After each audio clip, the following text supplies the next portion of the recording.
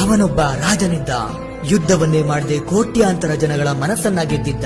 ಅನಾಥರಿಗೆ ಆಸರೆಯಾಗಿದ್ದ, ಬಡವರಿಗೆ ಬಂಧುವಾಗಿದ್ದ, ದಿಕ್ಕಿಲ್ಲದವರಿಗೆ ದಾರಿದೀಪವಾಗಿದ್ದ, ಕತ್ತಲಾಗಿರೋ ಎಷ್ಟೋ ಕುಟುಂಬಗಳಿಗೆ ಬೆಳಕಾಗಿದ್ದ, ನೋವಲ್ಲೇ ಕೊರುತ್ತಿದ್ದ ಎಷ್ಟೋ ಮುಖಗಳಲ್ಲಿ ನಗು ತರಿಸಿದ್ದ. ಆದ್ರೆ ಅದೊಂದಿನ ಯಾರಿಗೂ ಹೇಳದೆ ಕಾಣೆಯಾಗಿ ಎಲ್ಲೋದ್ರು ಏನಾದ್ರು ಅಂತ ಹುಡುಕ್ತಿರ್ಬೇಕಾದ್ರೆ ನಮ್ಗೆ ಗೊತ್ತಿಲ್ಲದೆ ನಮ್ಮೆಲ್ಲರ ಮನಸ್ಸಲ್ಲೂ ದೇವರಾಗಿದ್ದ. ಅವರೇ ನಮ್ಮೆಲ್ಲರ ಅಪ್ಪು. ಈ ಹೆಸರನ್ನ ಇಷ್ಟಪಡದಿರೋರೇ ಇಲ್ಲ.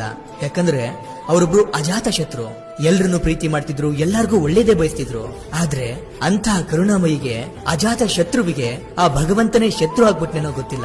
ಅವ್ರನ್ನ ಬೇಗನೆ ಕರ್ಕೊಂಡ್ಬಿಟ್ಟ. ಎಲ್ಲರಿಗೂ ಪುನೀತ್ ರಾಜ್ಕುಮಾರ್ ಅವರು ಯಾವ ರೀತಿ ಸಾವನ್ನಪ್ಪಿದ್ರು ಅಂತ ಮಾತ್ರ ಗೊತ್ತು. ಆದ್ರೆ ಪುನೀತ್ ರಾಜ್ಕುಮಾರ್ ಅವ್ರಿಗೆ ಏನೆಲ್ಲ ಆಸೆಗಳಿತ್ತು, ಅವರು ಏನೆಲ್ಲ ಕನಸುಗಳನ್ನ ಹೊತ್ತಿದ್ರು. ಜೊತೆಗೆ ನೀವೆಲ್ಲ ತಿಳ್ಕೊಂಡ್ರೋ ಹಾಗೆ ಅವರು ಕೇವಲ ಅನಾಥಾಶ್ರಮ, ವೃದ್ಧಾಶ್ರಮ